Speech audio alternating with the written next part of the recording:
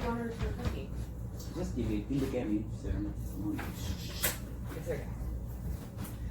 Okay, welcome everybody to Resident Assistant and Director Training. My name is Stacy, and I'm going to be your trainer. Let's go around the room really quick and grab everybody's name. My name is Lisa. Okay. My name's Sabrina. Okay. My name is Gina. Okay. Christina. My name's Angelina. Okay. Well, it's lovely meeting all of you. And first off, I want to congratulate all of you for getting to this point. Out of all the applicants you guys are the chosen few who made it. So it's going to really be a great opportunity for you to meet new people. And you're going to work for one of the best Christian universities in the nation. So go Lopes. And the best part, you get free housing out of this. So I think you guys deserve a round of applause for this. Right.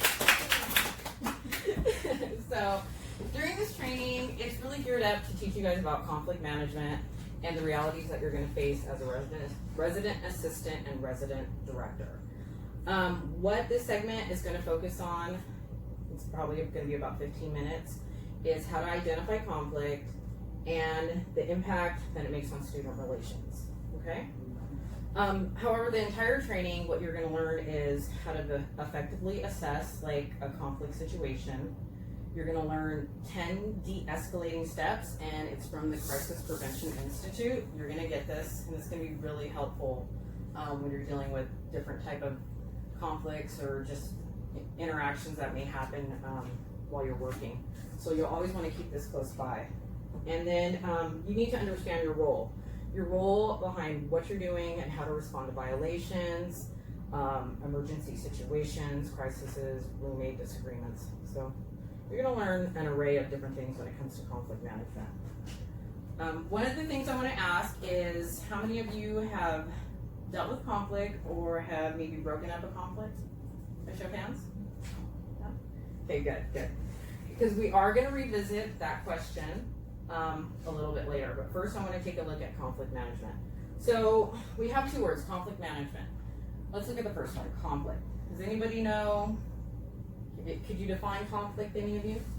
Two people that are not in agreement with the same thing. Perfect, that's perfect. That's the perfect definition. It's a serious disagreement or an argument. When you think of management, it's basically the process of dealing with or controlling people. So what we want to do, if I had to simplify it, I'm going to write it down. We take those two words. It's, I would say the process of dealing with or controlling a serious disagreement. How about that? So let's say we'll just say dealing with. And you guys may want to, you can always use these notes for later.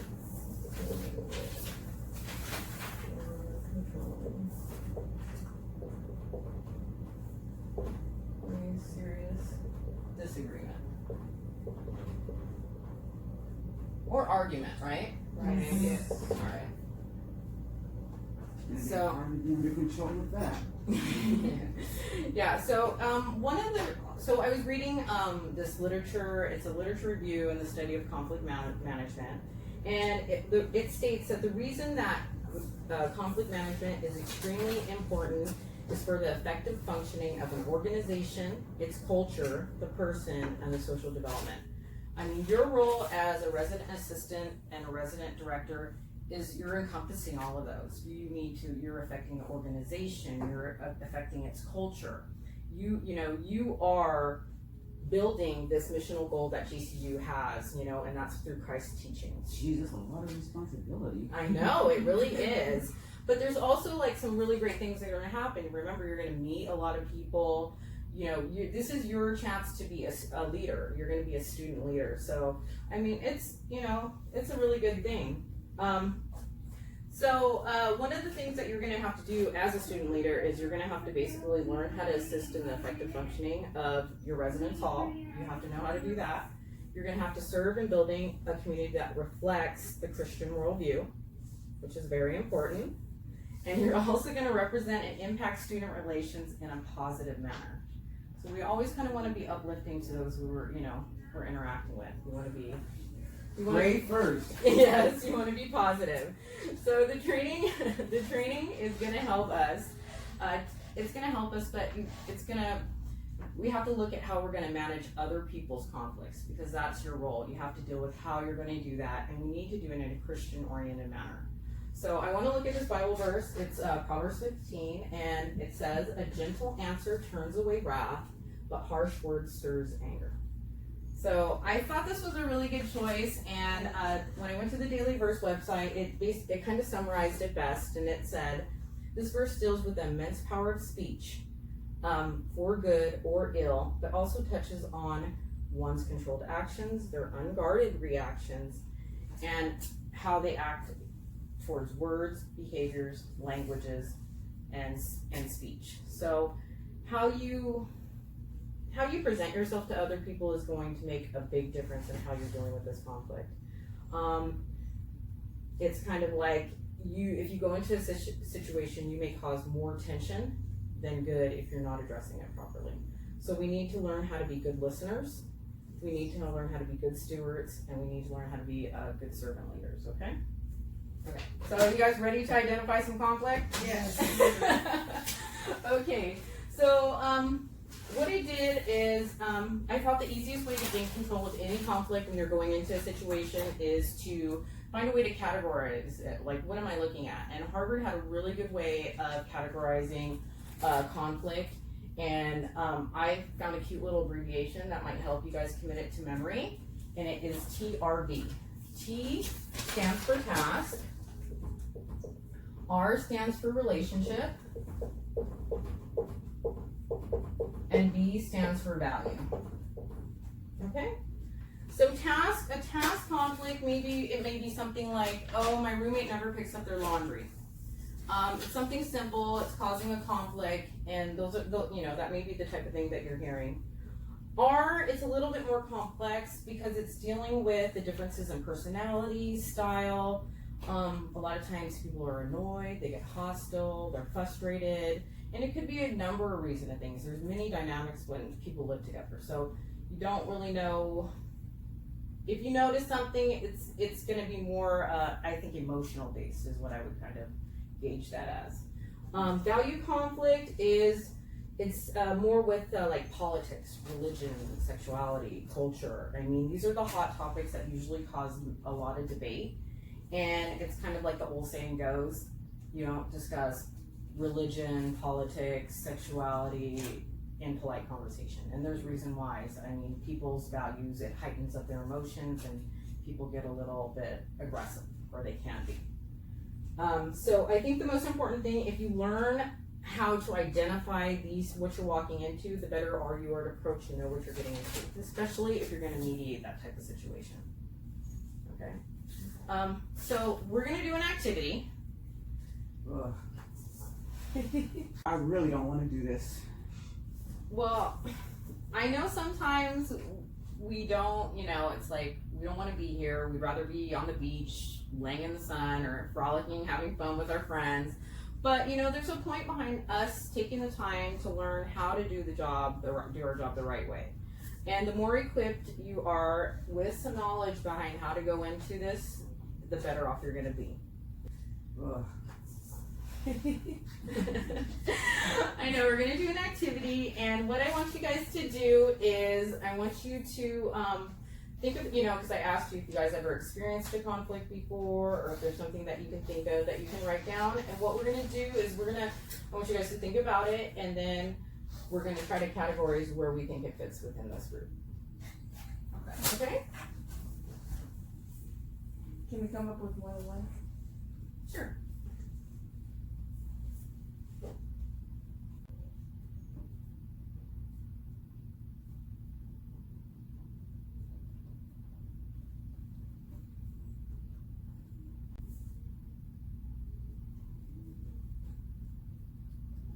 Are we good? Yes. Yes. Okay. Okay, so does anybody want to read one of theirs first? I'll read mine. Okay. I'm having a problem a little bit with my husband. I feel he's not helping me with the kids. I feel he needs to put more effort to help me with their homework or spending more time with them. So that's my issue right now with my husband. Okay. Does anybody, I don't wanna just answer, can anybody think of where this would fit? Task, relationships. Task? Yeah. I would, Relationships, task and yeah. relationships. Yeah, I think it's the first two. I do too. I think it fits really within that frame. And that's really good. And as far as what you were hearing, like because it being active listening, I love the fact that you picked two things because it wasn't just the fact that she has that relationship and she's feeling some sort of way. There was task involved with it. So those are the things that you have to like learn to do is exactly listen to what you're hearing and what the conflict may be. Anybody else want to go? Well, that brings up, I've been spending a lot of time with my mother, and we talk and have discussions about certain things. And the problem I have with her is she doesn't completely listen to me. So she's not understanding what I'm saying, and then I have no words in there, and it's just it turns into an argument, and it's like either leave or stay there, or, you know, it's just a difficult thing, the whole understanding and listening thing. Yeah, and I mean, these are some of the scenarios that may happen when you like come into a situation as a resident assistant director where you're hearing arguments where people aren't listening to each other, and you're gonna have to come in and mediate those situations. And sometimes it's just about taking, letting each party speak, and then kind of letting that, because you're not supposed to solve the problem. You're only supposed to be there and let them try to solve their Right. problem. And a lot of times people need to be heard. So, It's kind of both ways. it can. And I think for a situation like that, it really comes to a relationship for that. Okay. Okay, my sister is a big Trump supporter, and she feels that everything he touches on is correct. I feel he does nothing but lie, and he has no compassion for the poor, whereas I'm in the lower, market of So I get what you're Yeah. saying, and that one's kind of like a self-explanatory. Well, not self, but it's really values. Yeah, because you guys share different values, and as I said, it's kind of one of those hot topic things. So that's really good, and it's kind of like learning how to grasp a situation, regardless if it's your own or if you're looking at somebody else's. It's kind of like, what am I getting into? Because if you have somebody who they live together, and one's a Republican and one's a Democrat, you're not really gonna be able to fix that. And it's not for you to fix it, but there has to be some common ground behind. At least you know what you're getting into, and then maybe they have to figure out maybe there's no politics talk in the home, right? right.